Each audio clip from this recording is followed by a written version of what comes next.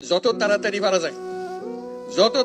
পারা যায় দুনিয়ার মানুষের তো বোঝাগোনো যোগ্যই অনরাও নিজের নিজের থেকে গিয়ে বলতে আর দুনিয়ার মানুষের সব আর করছুম আর ক্ষমতা আরাতে আসতে আনা পাইছুম ইয়ানে করতে পারি আল্লাহর কাছে দোয়া করি আল্লাহর কাছে মোনাজাত করি আজিয়া ইয়াগুনে মিলি যেন সাম্যর এই ঈদ তো ফেতান্ন সাম্যর ঈদ যেন ওনারা নিজের বাড়ির থেকে ঈদ করিতে পারেন আলহামদুলিল্লাহ এই খুশির কথা ইয়ান আজিয়ারা অনুভব করি আর তারা ভীষণভাবে ধন্যবাদ জানাই শুক্রিয়া জানাই এই দায়িত্ব তারা তো তারা ন কই তারা কইলে কোনো দেশে আনিতে পারেন না তারা তার দেশ বন জঙ্গল তো ঢুকাইতে পারিব না পাইতো না তারা সরকারের বড় বড় দলের কথা হয় এই জঙ্গলের ভিতর জায়গায় মানুষ অনেক কেন কষ্ট করতে ইনো যায় না কথা না তাই কষ্ট করি আসছি নিজে রোজা রেখে আজি অনরা লাগ যে ইফতার যাইও ইফতার বিয়া করে যখন রোজা রাখেন আমি রোজা রাখি তারা কিছু না খায় ইয়া মারহাবা।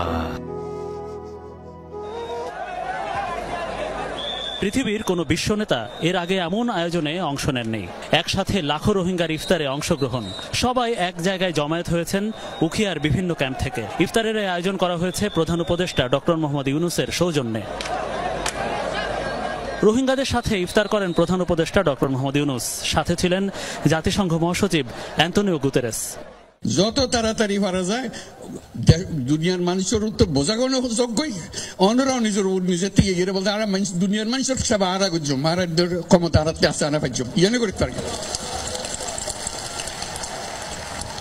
এই খবর গান বেগুন দন যারা জানি আর শুধু সুযোগ গান দন যেন আর নিজের বাড়ি ফিরে যেতে পারে।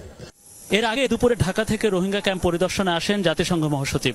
পরিদর্শন করেন একটি ইউনিসেফ পরিচালিত লার্নিং সেন্টার। কথা বলেন রোহিঙ্গা শিশুদের সাথে। এ সময় নির্যাতনের শিকার শিশুরা উচ্চশিক্ষার নিশ্চয়তা চান, বিচার চান তাদের বিরুদ্ধে হওয়া